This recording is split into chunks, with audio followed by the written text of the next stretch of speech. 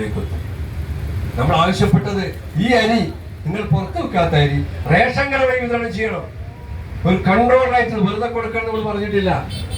സർക്കാർ നിശ്ചയിക്കുന്ന ഒരു കൺട്രോൾ റൈറ്റിന് റേഷൻ കട വിതരണം. അപ്പൊ നമ്മുടെ നിലനിൽപ്പ് കുറച്ചുകൂടി ഗുണമാകും എന്നാണ് എനിക്ക് പറയുന്നത്. ഇന്നെന്താ സ്ഥിതി? ഇന്ന് ഡയറക്റ്റ് പേയ്മെന്റ് സിസ്റ്റം നടപ്പാക്കാൻ പോകുന്നു. നമ്മൾ കേരള ഗവൺമെന്റിന് മാത്രമാണ് സമരം, ജനങ്ങൾക്ക് വേണ്ടി, കേരളത്തിലെ ജനങ്ങൾക്ക് വേണ്ടിയുള്ള സമരമാണ്. 95 ലക്ഷം കാർഡ് ഉടമകൾക്ക് വേണ്ടി സമരമാണ്. ഡയറക്റ്റ് പേയ്മെന്റ് സിസ്റ്റം നടപ്പാക്കാനുള്ള അവസ്ഥ എന്താ? ഈ രാജ്യത്ത് അങ്ങനെ അവസ്ഥ വന്നാൽ കേരളത്തിന്റെ അവസ്ഥ എന്താണ്? ഭക്ഷ്യക്കമ്മി സംസ്ഥാനമായ കേരളം പട്ടിണിയിലേക്ക് നീങ്ങും. പറയാതിരിക്കാൻ നിവൃത്തിയുണ്ടോ? തൊട്ട സംസ്ഥാനമായ പോണ്ടിച്ചേരിയിൽ നടപ്പാക്കി കഴിഞ്ഞു ഡയറക്റ്റ് പേയ്മെന്റ് സിസ്റ്റം. 8 മാസമായിട്ടേക്ക് പൈസ ഇട്ടിട്ട്. ആ രസം. ഏറ്റവും വലിയ വിറ്റ് എന്താ ചോദിച്ചാൽ, ഞങ്ങൾ കഴിഞ്ഞ ദിവസം അവിടെ ചെന്ന് ചോദിച്ചപ്പോൾ നിങ്ങൾക്ക് പൈസ ഒക്കെ വരുന്നുണ്ടോ കാർഡുകാരോട്? ഇല്ല. ആദ്യത്തെ 6 മാസം വന്നിരുന്നു, ഇപ്പോൾ ഒരു പൈസയും വരുന്നില്ല. ഗ്യാസിന്റെ മാതിരി തന്നെയാണ് ഇതിന്റെ സ്ഥിതി. ഇപ്പൊ കേന്ദ്ര ഗവൺമെന്റ് ഇതെങ്ങനെ നിർത്തണമെന്ന് ആലോചിക്കുന്നു. ഒരു ഭാഗത്ത് നമ്മളിതൊക്കെ മനസ്സിലാക്കേണ്ടതുണ്ട്. ഇതൊക്കെ പഠിച്ചുകൊണ്ട് തന്നെ അതാത് സമയത്ത് നമ്മൾ ഇടപെടുന്നുണ്ട്. ഇത് കേരളത്തെ ഗവൺമെന്റിനെ അറിയിക്കുന്നുണ്ട്. നമ്മൾ കേന്ദ്രത്തിന് കൊടുക്കുന്ന ഓരോ നിവേദനവും ബഹുമാനപ്പെട്ട കേരള ഗവൺമെന്റിന് കൊടുക്കുന്നുണ്ട്. അപ്പോഴൊക്കെ ശ്രദ്ധിക്കുന്നു. ഞാൻ സാന്ദർഭികമായി ഞാൻ ജോൺസൺ വിളനാലാണ് പങ്കെടുത്തത്. പിന്നെ അഖിലേന്ത്യാ കമ്മിറ്റി ഉണ്ടായിരുന്നു ഗൂഗിൾ മീറ്റിങ്ങിൽ. ഇതൊക്കെ വളരെ ഗൗരവത്തിൽ ചർച്ച ചെയ്തിട്ടുണ്ട്. അടുത്ത ദിവസം തന്നെ അടിയന്തരമായിട്ട് അഖിലേന്ത്യാ കമ്മിറ്റി വിളിച്ച് ഈ കാര്യങ്ങൾ വളരെ വിപുലമായ മീറ്റിംഗ് അടുത്ത ദിവസം വിളിക്കും. ഇതൊക്കെ ഇന്ത്യയിൽ കേരളത്തിൽ മാത്രമല്ലല്ലോ. പക്ഷെ ഭക്ഷ്യമന്ത്രി പറഞ്ഞ ഒരബദ്ധം കൂടി പറഞ്ഞ് അവസാനിപ്പിക്കുക. ഇന്ത്യയിലെ എല്ലാ സംസ്ഥാനവും കണക്കൂട്ടിയിട്ട് പറഞ്ഞ് എല്ലായിടത്തും നല്ല വരുമാനമാണ്, എല്ലായിടത്തും കുറവാണ്, പക്ഷെ കേരളത്തിലാണ് ഈ വരുമാനമൊക്കെ കൂടുതലുള്ളത്. ബഹുമാനപ്പെട്ട ഭക്ഷ്യമന്ത്രിയോട് പറയുന്നത്, തിങ്കളാഴ്ച മുതൽ ശനിയാഴ്ച വരെ റേഷൻ കട തുറന്ന് പ്രവർത്തിക്കുന്ന ഏക സംസ്ഥാനം കേരളം. അത് മന്ത്രി നോക്കില്ല. മാസത്തിൽ 3 ദിവസം പ്രവർത്തിക്കുന്ന, ആഴ്ചയിൽ 1 ദിവസം പ്രവർത്തിക്കുന്ന റേഷൻ കടകളാണ് ഇന്ത്യയിൽ ഏകദേശം എല്ലാ സംസ്ഥാനത്തും ഉള്ളതെന്ന് മനസ്സിലാക്കേണ്ടതുണ്ട്. വെറുതെ പറയാം, ഇതൊക്കെ പഠിച്ചു തന്നെ പറയാം.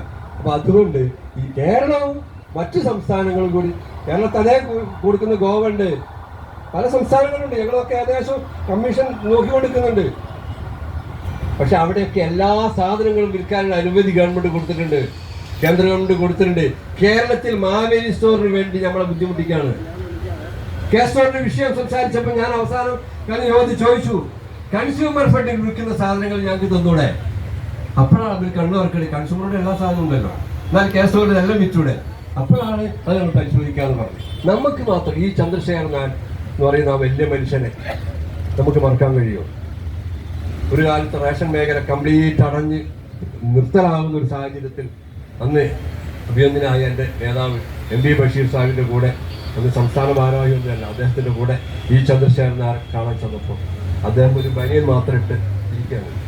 ചെന്നപ്പോൾ അദ്ദേഹത്തോട് പറഞ്ഞു, ഇതിൻ്റെ അവസാനം ഇങ്ങനെയാണ്, നമുക്ക് എല്ലാ സാധനങ്ങളും വിൽക്കാനുള്ള അനുമതി വേണം.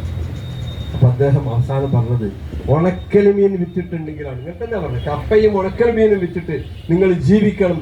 ഈ സംവിധാനം തകർന്നാൽ കേരളം തകരും എന്ന് മനസ്സിലാക്കി അന്ന് ഓർഡർ ഇട്ട മനുഷ്യനായിരുന്നു ഈ ചന്ദ്രശേഖരൻ നായർ. എന്താ ഇപ്പം തരാത്തത്? ഇപ്പൊ ഞങ്ങൾ പറഞ്ഞു തരുന്നില്ല. മാവേലി സ്റ്റോർ പൂട്ടാൻ പോണ മാവേലി സ്റ്റോറിനൊന്നും ഞാൻ കുറ്റം പറയുന്നില്ല. അവിടെ കണ്ടമാനം സാധനങ്ങളുണ്ട്. എന്ത് സാധനം? സ്റ്റേഷനറി സാധനങ്ങൾ. അതിൻ്റെ അവസ്ഥകളൊന്നും ഞാൻ പറയുന്നില്ല. അപ്പോൾ ആ ഒരു അവസ്ഥയെങ്കിലും നമുക്ക് തന്നിരുന്നെങ്കിൽ, ഈ അവസ്ഥയിൽ അരി വരെ വിറ്റിരുന്നു ചന്ദ്രശേഖരൻ നായർ കാലത്ത്. നമ്മൾ മനസ്സിലാക്കണം, അങ്ങാടിയിൽ നിന്ന് അരി എടുത്ത് വിറ്റ റേഷൻ കടക്കാർ ഇവിടെ ഉണ്ട്.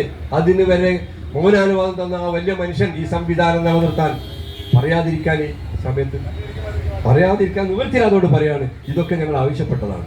അതുകൊണ്ട് ഈ സംവിധാനം നിലനിർത്താൻ നിങ്ങളുടെ ആവേശം, പല ജില്ലകളിൽ നിന്നും, കേരളത്തിൻ്റെ 14 ജില്ലകളിൽ നിന്നും ഇവിടെ വന്ന എൻ്റെ സഹപ്രവർത്തകരോട്, ഈ ആവേശം നിങ്ങളെ ജില്ലകളുണ്ടാവണം. ഈ സമരം ഇവിടെ കൊണ്ട് അവസാനിപ്പിക്കുമെന്ന് നിങ്ങൾ കരുതണ്ട.